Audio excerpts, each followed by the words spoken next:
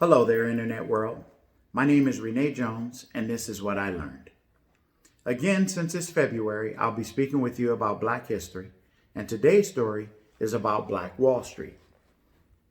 Black Wall Street was the vision of O.W. Gurley and J.B. Stratford. In 1906, O.W. Gurley had just resigned from a presidential appointment under President Cleveland when he purchased 40 acres of land in Tulsa, Oklahoma, and made sure it was only sold to other African Americans. J.B. Stratford graduated with a law degree, and he purchased several plots of land in Tulsa and sold many of them to African Americans who wanted to develop residential property in the area. By 1921, Mr. Stratford was considered one of the wealthiest men in the country. Both of these men followed Booker T. Washington and W.E.B. Du Bois. As the oil industry boomed in Tulsa, many African Americans migrated to the area to find work. The original 40 acres that were purchased became a thriving Black community. With time, there were over 600 businesses, 21 churches, 21 restaurants, 30 grocery stores, 2 movie theaters, 6 private planes, and there were only 2 airports in all of Oklahoma, 1 hospital, 1 bank, and its own school system.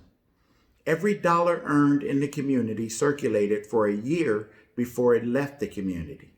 Today, in 2020, that same dollar leaves the Black community within minutes of being earned.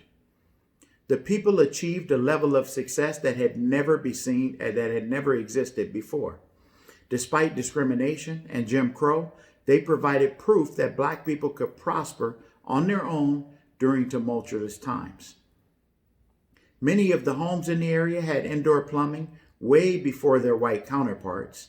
Booker T. Washington is the one who originally called it Black Wall Street.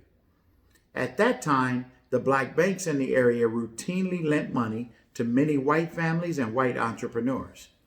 On May 31st, 1921, Black Wall Street would be no more. Dick Rowland, a young Black man, was accused of raping a young white woman on an elevator. He was arrested and placed in jail. The news reverberated through the surrounding white neighborhoods. There was talk of removing Rowland from the jail and lynching him. Several armed Blacks showed up to the jail to help the sheriff protect Rowland. The sheriff refuses their help. They leave and return later to be refused again. The story goes on. As the armed Black men were walking away, a group of white men tries to take the guns from several of them and several of the armed Black men, and one white man ends up getting shot. Then all hell breaks loose. Fighting begins, and the fighting ends up in the Tulsa Greenwood district known as Black Wall Street. The white mob began burning businesses, burning houses, looting, attacking any and everyone they came across that was not white. Within hours, numerous eyewitnesses described airplanes with white assailants who fired rifles and dropped firebombs on the buildings, homes, and fleeing Black families. The privately owned aircrafts were dispatched from the nearby Curtis Southwest Airfield right outside of Tulsa. Law enforcement officials later said that the planes were to provide reconnaissance and protect against the Negro uprising. Law enforcement personnel were thought to be aboard some of those flights. When the dust settled, 300 African Americans were killed, 800 Black people were admitted to hospitals, 10,000 African Americans were left homeless, and don't forget, these were some of the most successful Black people in the country. More than 6,000 Black residents were arrested and detained for several days. There is no mention that I found of any white assailants being arrested or detained. Within 12 hours, 35 city blocks filled with homes and businesses were bombed and torched by envious mobs. Witnesses believe the attacks were planned as many Tulsa residents stood towards the outskirts of the area and watched this carnage take place. The main road in Greenwood was intersected the main road was Greenwood Avenue, and it was intersected by Archer and Pine Street. That is where brothers Ronnie, Robert, and Charlie Wilson grew up and later formed the group known as the Gap Band. The GAP being the acronym for Greenwood, Archer, and Pine. And their most successful song, You Dropped the Bomb on Me, was said to have a double meaning, but this has not been proven. This was one of the worst riots in American history, and you've never heard about it in our history books. It's only recently began getting discussed in Oklahoma schools. In 1996, 75 years after the riot, a bipartisan group in the state legislature authorized the formation of the Oklahoma Commission to study the Tulsa race riot of 1921, which was later renamed Oklahoma Commission to study the Tulsa Massacre in November 2018.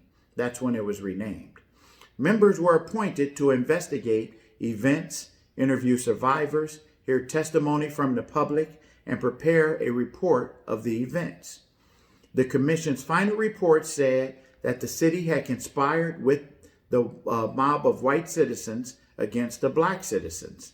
It recommended a program of reparations to survivors and their descendants.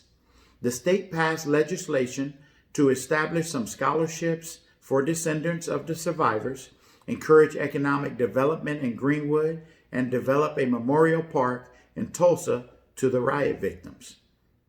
The park was dedicated in 2010. This again was the worst race riot in American history, and this occurred after the Red Summer of 1919, where white mobs were randomly traveling throughout cities, murdering blacks. You can also hear about the Tulsa race riot on the current television show Watchmen. Oklahoma, we have not forgotten you, no matter what the history books leave out. But more importantly, we need to build more Black Wall Streets in more than just one state. This is what I learned. I hope you enjoyed this. Click the subscribe button, and I look forward to seeing you next time. Thank you.